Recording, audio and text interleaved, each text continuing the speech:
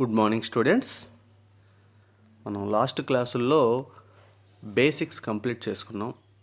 Last 5 classes basics and ఒక introduction class, total 6 classes complete అయిపోయినాయి.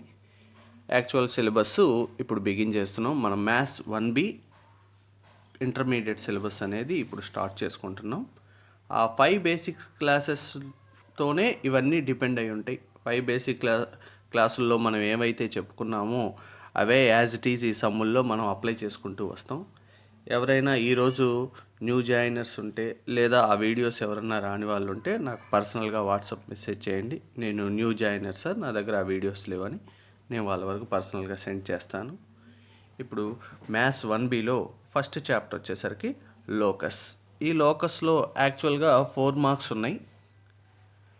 మనకి కోవిడ్ వల్ల సిలబస్ రెడ్యూస్ అవటం అంటే కొన్ని చాప్టర్లు తీసేశాడు. సెకండ్ చాప్టర్ మనకి తీసేసింది. ఆ సెకండ్ చాప్టర్ వెయిటేజీ ఇక్కడ వేరే చాప్టర్లకి మనకి మళ్ళీ సెట్ చేయాల్సి ఉంటుంది. సో ఈ లోకస్ 4 మార్క్స్ అండ్ ఇంకొక 2 మార్క్స్ కూడా రావడానికి ఛాన్స్ ఉంది. సో ప్రజెంట్ సిలబస్కి అయితే మాత్రం 4 మార్క్స్, లాస్ట్ ఇయర్ దాకా 4 మార్క్స్ లోకస్. ఇప్పుడు ప్రజెంట్ వచ్చేసరికి 4 మార్క్స్ అండ్ అబవ్ 4 మార్క్స్ ఉండొచ్చు. సో ఈ లోకస్ చాప్టర్ గురించి మనం ఈ వీడియోలో డిస్కస్ చేసుకుందాం. ఆల్రెడీ లోకస్ అనేది మీకు కోఆర్డినేట్ జామెట్రీలో లోకస్ లేకుండా ఉండదు. ఏవైనా లోకస్ ఈక్వేషన్ నుంచే మనం చేసుకుంటూ వస్తాం. So first of all locus అంటే ఏంటి, ఆ లోకస్ మీద ఇంట్రడక్షన్ అండ్ ఎగ్జాంపుల్స్ అండ్ ఒక ప్రాబ్లం చెప్పుకొని ఈ క్లాసు ఫినిష్ చేద్దాం. నెక్స్ట్ క్లాసుల నుంచి ఓన్లీ ప్రాబ్లమేటిక్కే ఉంటాయి. లోకస్లో ఓన్లీ ప్రాబ్లమ్సే ఉన్నాయి. ఈ ఉన్న 30 ప్రాబ్లమ్స్ దాకా ఉన్నాయి. ఈ 30 ప్రాబ్లమ్స్లో నేను ఎన్ని ప్రాబ్లమ్స్ అయితే చెప్తానో మీరు అన్ని ప్రాబ్లమ్స్ ప్రాక్టీస్ చేస్తేనే ఈ లోకస్ అనేది మనం చేసినట్టు ఉంటుంది. సో సేమ్ మోడలే ఉంటాయి, ఓన్లీ నెంబర్స్ చేంజ్ అవుతుంటాయి. సో ఆ నెంబర్స్ వరకు మనం కనుక్కుంటాం. ఆల్రెడీ లాస్ట్ క్లాస్ బేసిక్స్ క్లాసుల్లో మనం distance between 2 points and area of the triangle నేర్చుకున్నాం కదా. సేమ్ ఇవే బేసిక్స్ ఇక్కడ మనం అప్లై చేసుకుంటాం అనమాట. ఫస్ట్ ఆఫ్ ఆల్ లోకస్ అంటే డెఫినేషన్ ఏంటి, డెఫినేషన్లు అనేవి యాక్చువల్గా అడగడు. కాకపోతే మనకి మార్క్స్ బేస్డ్ అని కాదు, మనకి సబ్జెక్ట్ వైజు ఆ డెఫినేషన్స్ అన్నీ కూడా నేర్చుకోవాలి మనం. లోకస్ అనేది చూడండి ఒకసారి. Locus means locus is the set of points.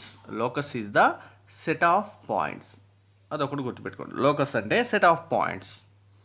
Locus is the set of points that satisfying given geometrical condition or conditions. అంటే 2-3 కండిషన్లు ఇవ్వచ్చు, లేదా ఒక కండిషన్ ఇవ్వచ్చు, లేదా నెంబర్ ఆఫ్ కండిషన్స్ ఇచ్చి సాటిస్ఫై చేయమనొచ్చు. సో లోకస్ అంటే ఏంటంటే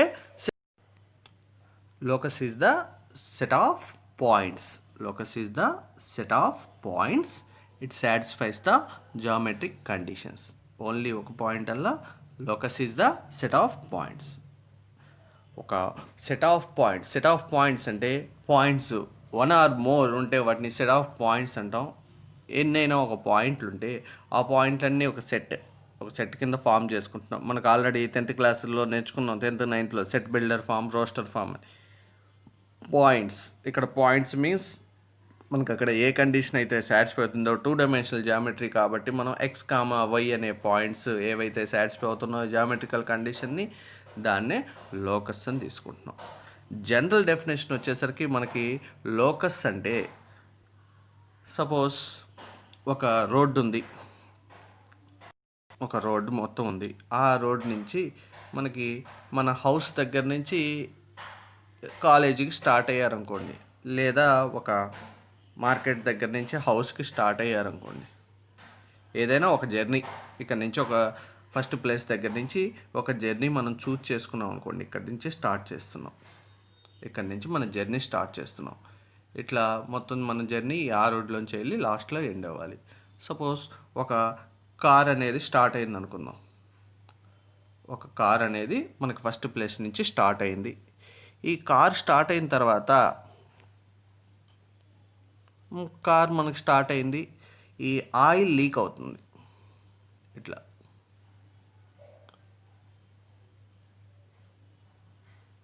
ఆయిల్ లీక్ అవుతూ వెళ్తుంది కారు దాని ఎండింగ్ ప్లేస్కి వచ్చేసింది. ఈ ఆయిల్ అంతా లీక్ అవుతూ వచ్చింది, ఆ వైట్ కలర్లో వచ్చేసింది. ఈ ప్లేస్ అంతా మనం దీన్ని అంతా ఏమంటాం అంటే పాత్. దీన్నే లోకస్ అంటాం. మనం ఏదైతే ప్లేస్లో మొత్తం పోతుందో, అంటే మనం ఎక్కడి నుంచి, సపోజ్ హౌస్ నుంచి మార్కెట్ కనుక్కుందాం. హౌస్ నుంచి మార్కెట్కి వెళ్ళటానికి ఉన్న ఈ పాత్, హౌస్ నుంచి మార్కెట్కి వెళ్ళటం అనేది ఇక్కడ కండిషను. హౌస్ నుంచి మార్కెట్కి వెళ్ళటం అనేది ఒక కండిషను.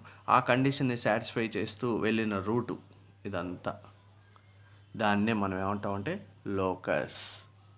మనం జామెట్రికల్ కండిషన్స్ అన్నాం, ఇక్కడ జనరల్ కండిషన్ ఒకటి తీసుకొని ఈ కండిషన్ని సాటిస్ఫై చేస్తూ వెళ్తుంది కాబట్టి దీన్ని ఏమంటున్నాం అంటే ఈ పాత్ని లోకస్ అంటున్నాం.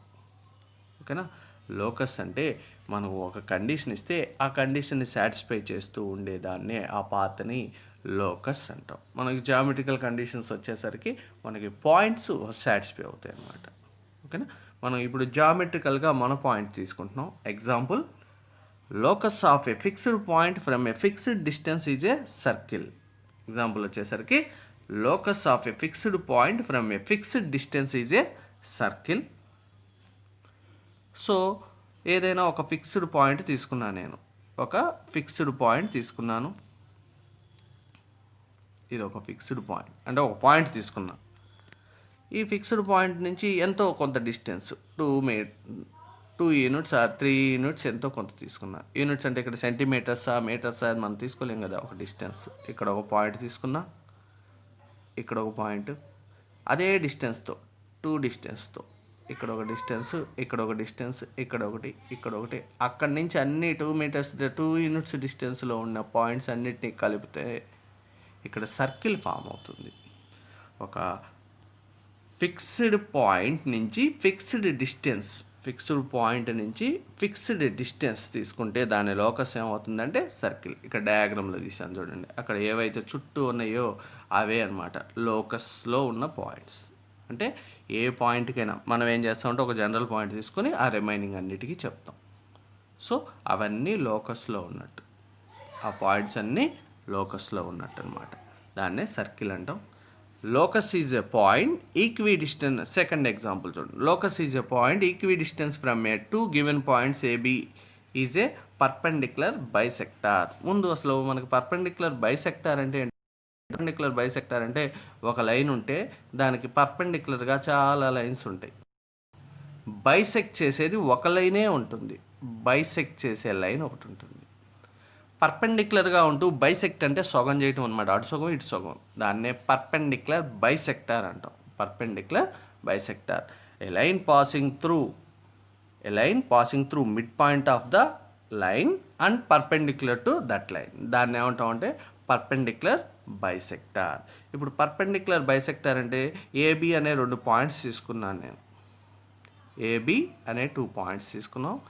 ఏబి మిడ్ పాయింట్ ఉంది ఇక్కడ. వాడేమడిగిన condition equidistance to 2 given points.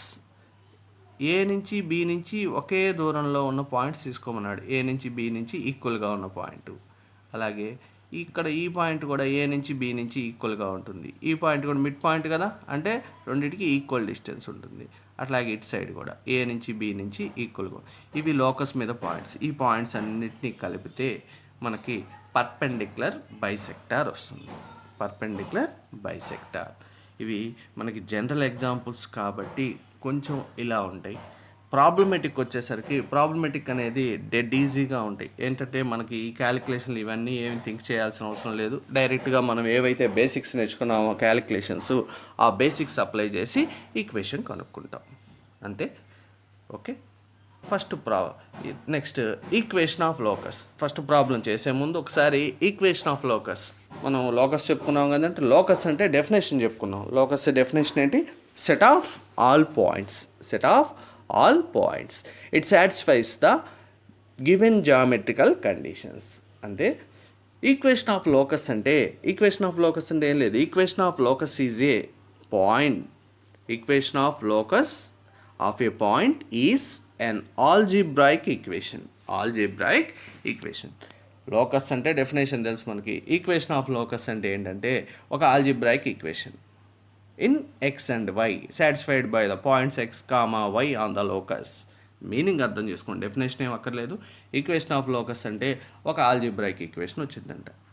అంటే దాని అర్థం x square plus y square plus 2x అని, లేదా ఎక్స్ ప్లస్ వై ప్లస్ 3, లేదా ఎక్స్ వైలో ఏదో ఒకటి ఎక్స్ ఈజ్ ఈక్వల్ టు 0, లేదా x plus y equal to 5, 2x minus 3y equal to 4. X వైలో ఏదైనా ఒక ఈక్వేషన్ వస్తే దాన్ని algebraic equation in x and y అంటాం అనమాట. సో ఈక్వేషన్ ఆఫ్ లోకస్ అంటే ఎక్స్ వైలో వచ్చే ఒక ఈక్వేషన్ని algebraic equation in x and y అంటాం. అంటే ఒక ప్రాబ్లం చూద్దాం, చూడండి. So exercise 1A first roman first problems అనేది చాలా డెడ్ ఈజీగా ఉంటాయి. మనకి డెఫినేషన్ ఏంటంటే మనం అర్థం చేసుకోవటం కోసం అది ఎక్కువ థియరిటికల్గా ఉంటుంది. ప్రాబ్లమ్ వచ్చేసరికి మనం ఓన్లీ బేసిక్స్ అప్లై చేసుకోవటమే. బేసిక్స్ అంటే మనం ఇప్పుడు దాకా నేర్చుకునే ఎడిషన్లు సబ్ట్రాక్షన్లు ఉన్నాయి కదా, అవి మిస్టేక్ అవ్వకుండా చూసుకుంటే చాలు. ఫస్ట్ రోమన్లో ఫస్ట్ ప్రాబ్లం చూడండి. Find the equation of the locus of the point which is at a distance 5 from A 4, -3.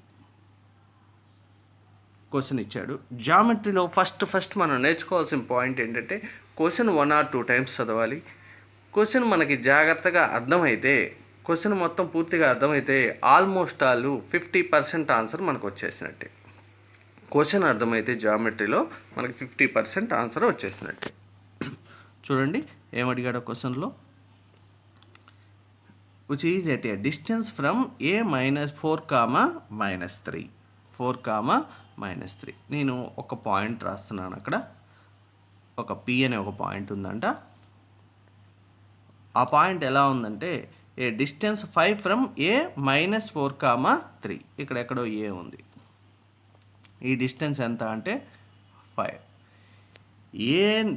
ఏ అనే పాయింట్ నుంచి మనకి 5 మీటర్స్ డిస్టెన్స్లో ఉండే పాయింట్స్ అన్నీ కనుక్కోమంటున్నాడు. ఏ నుంచి ఇక్కడ ఒక 5 మీటర్స్లో ఇంకో పాయింట్ ఉంటుంది, Q1 లేదా P1. ఇటు ఒక పాయింట్ ఉంటుంది. అంటే ఇందాక చేసాం కదా మనం సర్కిల్, అదే వస్తుంది ఇక్కడ కూడా. 5 యూనిట్స్ ఏ నుంచి 5 యూనిట్స్ డిస్టెన్స్లో ఉన్నాయన్నీ కావాలంట. మనం అన్నీ దీన్ని ఒకసారి దీన్ని అన్నీ కనుక్కొని వాటిని కలపటం కుదరదు కదా. అందుకని దీన్ని జనరలైజ్ చేసి తీసుకొని ఈ పాయింట్స్ అన్నిటికీ కలిపి ఈక్వేషన్ కనుక్కుంటాం అనమాట. ఓకేనా.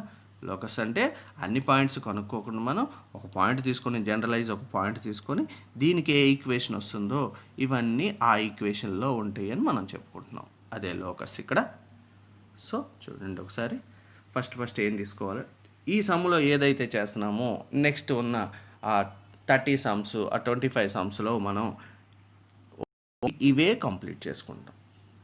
సేమ్ స్టెప్స్ రాసుకుంటాం. లోకస్ మనకి 4 మార్క్స్లో వచ్చేసరికి let Px1, y1 be any point on locus. నేను చాప్టర్ అయిపోయేదాకా ప్రతి సమ్ములో ఈ పాయింటే రాస్తూ ఉంటాం. Let Px1, y1 be any point on locus. Let Px1, y1 be any point on locus. ఏదైనా ఒక పాయింట్ తీసుకుంటాం, ఒక జనరల్ పాయింట్ అది తీసుకుంటాం. Px1, y1 be any point on locus. అంతే.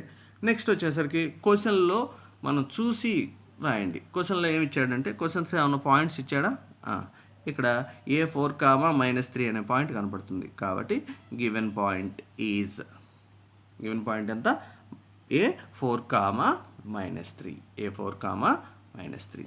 Next given condition is AP = 5. ఇది డైరెక్ట్గా ఇవ్వాల వాడు. గివెన్ కండిషన్ AP = 5 అని ఇవ్వాల. మనం క్వశ్చన్ అర్థం చేసుకొని రాసుకున్నాం. క్వశ్చన్లో ఇచ్చాడు locus of a point which is a distance from A 4, -3. A నుంచి మనకి తెలుగులో మీనింగ్ కావాలనుకున్నప్పుడు ఇంగ్లీష్లో ఉన్న క్వశ్చన్ని బ్యాక్ నుంచి చదువుకుంటున్నాం. ఏ నుండి 5 మీటర్స్ డిస్టెన్స్లో ఉన్న పాయింట్స్ అదవుతుందా. ఏ నుండి ఫ్రమ్ అంటే అక్కడి నుంచే కదా. ఏ నుండి 5 యూనిట్స్ డిస్టెన్స్లో ఉన్న point. So that is AP = 5. ఆ కండిషన్ ఒకటి అర్థం చేసుకుంటాం. మనం డెఫినేషన్ కూడా రాసింది అదే. Set of all points which satisfies the given geometrical condition. ఈ కండిషన్ని సాటిస్ఫై అయితే చాలు. సో AP = 5 అనేది మనం సాల్వ్ చేసుకుంటే సమ్ అంతా కంప్లీట్ అయిపోతుంది. AP = 5. సో AP = 5 అంటే A and P distance between A and P. ఇక్కడ A ఉంది, ఇక్కడ P ఉంది. 2 పాయింట్స్ డిస్టెన్స్ తెలుసు కదా మనకి, బేసిక్స్లో నేర్చుకున్నాం. So root of x2 minus x1 whole square plus y2 minus y1 whole square. Already చెప్పినాయే, మళ్ళీ చెబుతున్నాం. Root of x2 minus x1 whole square plus y2 minus y1 whole square, that is x1 minus 4 whole square plus y1 minus of minus 3 plus 3 whole square. x1 minus 4 whole square plus y1 plus 3 whole square equal to 5 అని వచ్చింది. So దీన్ని simplify చేసుకోవాలి మనం. ఎప్పుడు answer అయిపోయింది ఇక్కడితో, ఇదే answer. కాకపోతే ఎప్పుడు మనం ఒక ఈక్వేషన్ని లాస్ట్ వరకు సింప్లిఫై చేసి పెట్టాలి. అందుకోసమని మనకి రూట్లు ఇవి ఉండకూడదు కదా. Squaring on both sides, square and root cancel అయిపోయింది. x1 minus 4 whole square plus y1 plus 3 whole square equal to 5 square. ఇది రాసుకున్నాం. ఇక next a minus b whole square, x1 minus 4 whole square అంటే a minus b whole square, a plus b whole square formula రాసి ఈ 5 square అంటే 25, దానికి simplify చేస్తే మన ఆన్సర్ అయిపోతుంది. చూడండి. So that is x1 minus 4 whole square అంటే a minus b whole square, a square minus 2ab plus b square. So x1 square plus 4 square, b square అంటే 4 square, that is 16 minus 8x1. x1 square plus 16 minus 8x1, లేదా x1 square minus 8x1 plus 16 ఎలా రాసినా okay మీకు. x1 square minus 8x1 plus 16. Next y1 square plus 6y1 plus 9, y1 plus 3 whole square కదా, y1 square plus 6y1 plus 9 equal to 25. That is x1 square plus y1 square minus 8x1 plus 6y1 16 plus 9, that is 25. ఇటువైపు 25 cancel. Left side right side ఉంది కాబట్టి same cancel చేసేసుకున్నాం. 25 and 25. x1 square plus y1 square minus 8x1 plus 6y1 equal to 0. అంతే అయిపోయింది answer. దీన్ని simplify చేయగలిగాం. ఇదంతా లోకస్కి సంబంధించింది ఏం కాదు, మన బేసిక్స్ ఏదైతే చేసామో అదే. మనం ఇక్కడ లోకస్లో మనం నేర్చుకున్న ఒకే ఒక point, let p x1, y1 be any point on locus, and తర్వాత గివెన్ కండిషన్ ఈజ్ అని కండిషన్ రాసుకున్నాం, అదే లోకస్. ఇంకా మిగతాదంతా బేసిక్స్ అనమాట. ఇంతవరకు రాసిన తర్వాత లోకస్ కనుక్కున్న తర్వాత therefore locus of p x1 comma y1 is x square plus y square minus 8x plus 6y equal to 0. ఇక్కడ x1 కామా y1 అనే ఒక జనరల్ పాయింట్ తీసుకున్నాం కదా, ఇందాక చెప్పాం కదా, జనరల్ పాయింట్ తీసుకుంటున్నాం. ఇక్కడ ఏ నుంచి పీకి ఉన్న ఒక జనరల్ పాయింట్ తీసుకున్నాం. పీకి మాత్రమే ఇది ఆన్సర్. నీకు ఇక్కడ ఉన్న క్యూకి రావాలి, ఆర్కి రావాలి. మనం ఇట్లా ఏబిసిడీలు సరిపోవు, ఇవన్నీ ఆల్ఫాబెటికల్స్ రాసుకోవాలంటే P1, P2, P3, P4 అట్లా ఇన్ఫైనైట్ నెంబర్స్ వస్తాయి అన్నమాట ఈ లోకస్లో. వీటన్నిటికీ జనరల్గా రాయాలి కాబట్టి ఇక్కడ ఈక్వేషన్ సపోజ్ నేను ఇది x2 y2 అనుకున్నాం అనుకోండి, దీనికి ఆన్సర్ ఏమొస్తుంది, x2 square plus y2 square minus 8x2 plus 6y2. అదే ఆర్క్ పెట్టుకున్నాం అనుకోండి, ఆల్ఫా కామా బీటా అనుకున్నాం అనుకోండి, ఇది alpha square plus beta square minus 8 alpha plus 6 beta అని వస్తుంది. వీటన్నిటికీ జనరలైజ్ చేసి మన ఆన్సర్ ఏం రాస్తున్నాం అంటే x1 y1 తీసేసి ఎలా ఉంటుంది ఈక్వేషన్, 2Dలో ఈక్వేషన్ సాటిస్ఫై ఈక్వేషన్ ఎంత అంటే x square plus y square minus 8x plus 6y equal to 0 అని వస్తుంది. మీరేం చేస్తారంటే 1 or 2 times వీడియో చూస్తూ నోట్స్ కంప్లీట్ చేసుకోండి. ఇది నేను లేదు PDF పంపిస్తానులే, ఈరోజు వీటిని ఒకసారి జాగ్రత్తగా మీరు కంప్లీట్ చేసేసుకోండి. రేపు నుంచి కొంచెం సమ్స్ ఫాస్ట్గా క్యాలిక్యులేషన్ చేసుకుంటాం, మీకు హోంవర్క్ ఇస్తాను, అవి ఏ రోజు ఆ రోజు కంప్లీట్ చేసేసుకోండి సమ్స్. రేపు రిమైనింగ్ సమ్స్ స్టార్ట్ చేసుకుందాం.